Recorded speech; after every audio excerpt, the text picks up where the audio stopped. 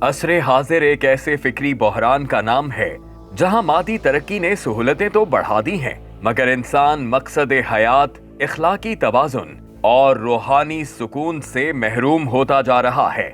جدید نظریات نے زندگی کو محض مفاد، طاقت اور خواہش کی بنیاد پر استوار کر دیا ہے، جس کے نتیجے میں انسان اضطراب اور بے یقینی کا شکار ہے۔ ایسے حالات میں تجدید اسلام کی ضرورت محض ایک فکری بحث نہیں، بلکہ انسانی بقا اور معاشرتی توازن کی ناگزیر شرط بن چکی ہے۔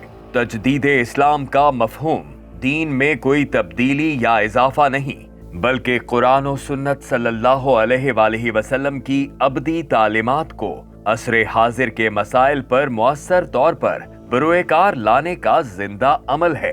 اسلام ایک ہمہ گیر ضابطۂ حیات ہے جو ہر دور کے انسان کو رہنمائی فراہم کرنے کی صلاحیت رکھتا ہے۔ تاہم جب بدلتے حالات میں اسلامی تعلیمات کو غیر متحرک اور منجمد انداز میں پیش کیا جائے تو ان کی عملی افادیت محدود ہو جاتی ہے۔ اسی مقام پر اجتہاد اور فکری بصیرت کے ذریعے تجدید کا عمل سامنے آتا ہے، جو دین کو زمانے کے تقاضوں کے مطابق مؤثر بناتا ہے۔ تاریخ اسلام گواہ ہے کہ ہر دور میں مجددین نے فکری جمود کو توڑا اور امت کو اصل ماخذ کی طرف لوٹایا۔ عصر جدید میں تجدید اسلام کا سب سے بڑا چیلنج سیکولرزم، لبرلزم اور مادہ پرستی جیسے نظریات ہیں، جو دین کو نجی زندگی تک محدود کرنا چاہتے ہیں۔ تجدید اسلام ان تصورات کا فکری رد کرتے ہوئے یہ واضح کرتی ہے کہ اسلام محض عبادات کا مجموعہ نہیں، بلکہ سیاست، معیشت، قانون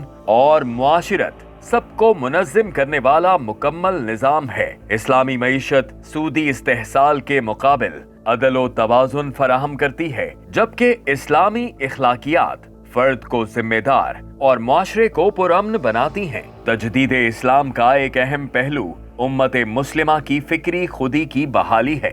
جب مسلمان اپنی تاریخ، تہذیب اور فکری ورثے سے کٹ جاتے ہیں تو وہ دوسروں کے نظام کو نجات دہندہ سمجھنے لگتے ہیں۔ تجدید اسلام اس احساس کمتری کو ختم کر کے یہ یقین پیدا کرتی ہے کہ اسلام آج بھی انسانیت کے لیے سب سے جامع اور منصفانہ حل رکھتا ہے۔